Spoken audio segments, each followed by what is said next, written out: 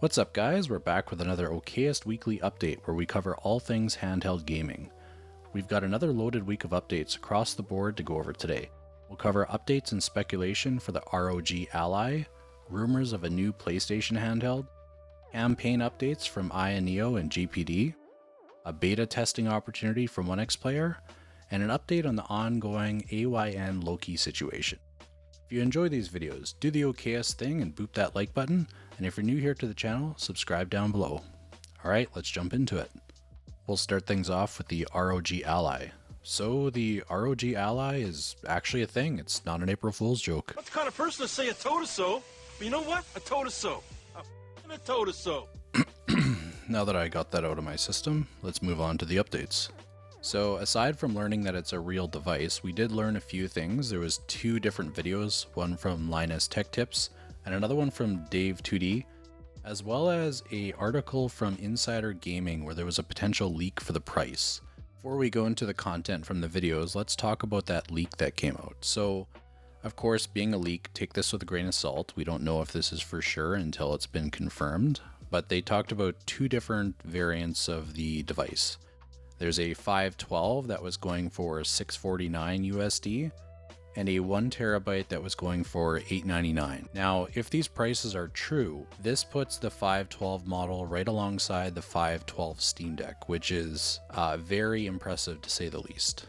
The $899 1TB puts that right alongside the other current Windows handhelds that are out there, and I'm talking the Indiegogo price.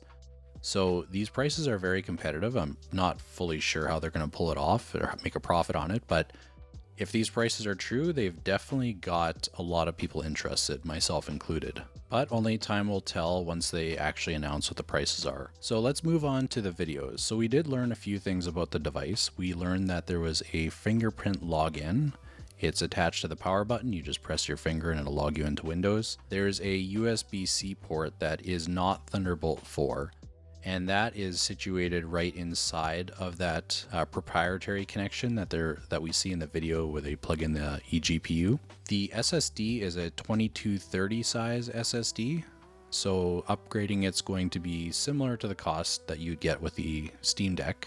It has a UHS 2 micro SD slot, and the eGPU that they're using was the XG eGPU, and I believe Linus was demonstrating it with a mobile 4090. And it looked pretty impressive on the video. So we learned a lot from Linus's video, but we also had a video from Dave2d. He was able to remove the back and we could get a little short glimpse of the inside of the device.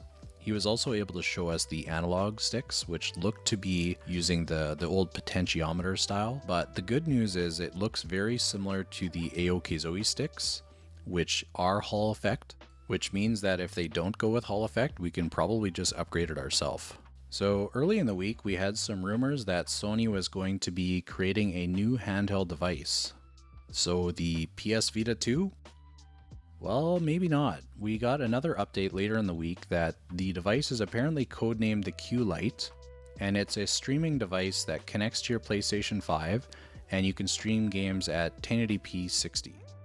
Now, to use this device, you require a constant internet connection as well as a PlayStation 5. The device supposedly looks like a PlayStation 5 controller with a screen. So from the sounds of it, instead of a PS Vita 2, it looks like we're getting a PS5 accessory. Now, of course, these are rumors and leaks, so we don't know for sure. So take it with a grain of salt, but let's hope that the leak is wrong and maybe we're getting a Vita 2. Now, that's probably me just grasping. I'll continue to watch this situation and I'll let you know if I hear any updates. Moving over to the GPD side, the Win4 campaign is complete and they've been shipping out their devices. There seems to be a bit of a delay for the 512 model from what I've gathered. So hopefully everyone that's ordered gets their device soon. Nobody really wants to wait super long. There was also a benchmark that popped up from a new GPD device running a 7840. Now we don't know what device this is. They haven't released that information, but I'm going to take a stab in the dark that maybe it's the new GPD Mini. So I'll keep watching this situation and I'll let you guys know once I hear more. For AOK Zoe, we got some more gameplay footage of the A1 Pro. We still don't know what chip it's running, but hopefully they'll let us know soon. and it seems like they're right on the cusp of an official reveal for the AOK Zoe A2. So far what we've got confirmed is 2 renders that we just got from AOK Zoe in their Discord server. So there's a white and a green model, and over on the speculation side there's possibly 2 different screen variants, one that's 1200p and one that's 800p, so maybe that'll suggest different price points.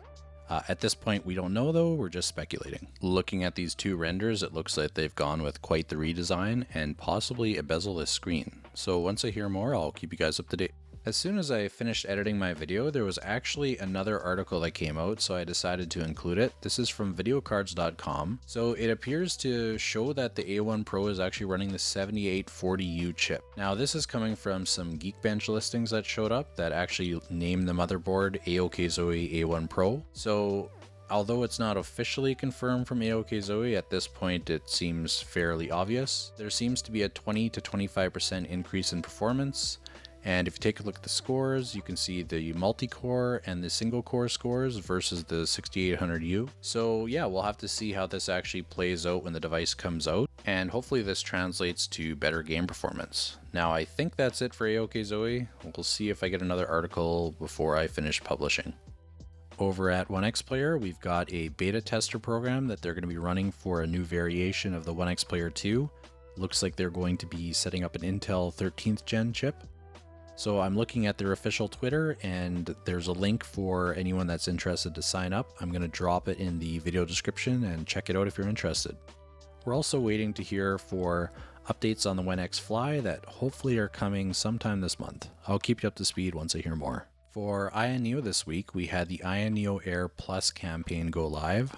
They have a few different SKUs that they're selling. There's the i3, the Mendocino, the 6800.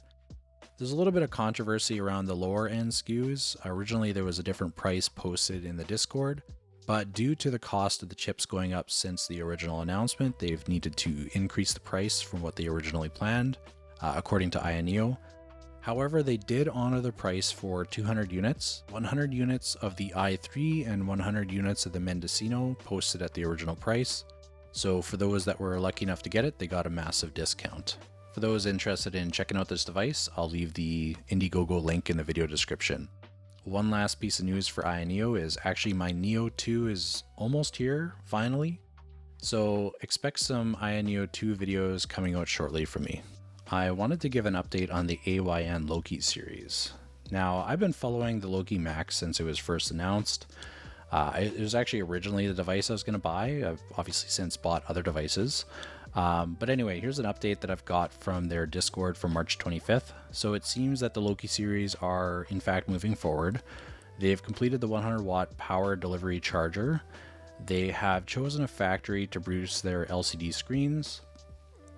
The second edition of their Loki control center is 70% completed, and they've integrated a mouse mode toggle. And the biggest update is that they're going to be sending out review units by the end of April according to their Discord. And they still are targeting a May release. So I'm really curious to see how this all turns out. It's been a long time since they announced, and I'm really hoping for all the backers that this goes smoothly. Moving on over to software, I wanted to give an update on a few things. The first one is Project SBC's handheld control panel, and it's actually it's a really cool all-in-one. Like, you can launch games from this, you can set hotkeys, you can turn on mouse mode, you can adjust your TDP. Now, I'm not even touching on all the features. If you want to learn more about it, I've left the link in the video description. Definitely recommend checking out his video and keeping an eye on this one. When it comes out, I think it's going to be probably our go-to tool. Speaking of game launchers, there's an Xbox Game Bar game launcher that I'm actually going to be checking out soon. I was approached by the developer and he asked if I wanted to check it out, and of course I was interested in checking it out. So it's called One Game Launcher. I'll be checking it out probably this next week. If you're curious about it, before I do the video, I'm going to leave a link in the video description for where you can find it on the Windows Store. So stay tuned for that one. So our last software update is for the Linux users out there. So there's a beta test for a TDP tool for a Chimera OS. So if you're interested in checking this out, trying it out, and maybe helping the developer out, let me know, leave a comment, and I can connect you with the developer, and hopefully you'll be able to test this out and help them to develop it further. And that's going to do it for OKestWeekly 2. If you like these videos, let me know by leaving a like, subscribe if you want to see more of them. Okay, thanks everyone for watching.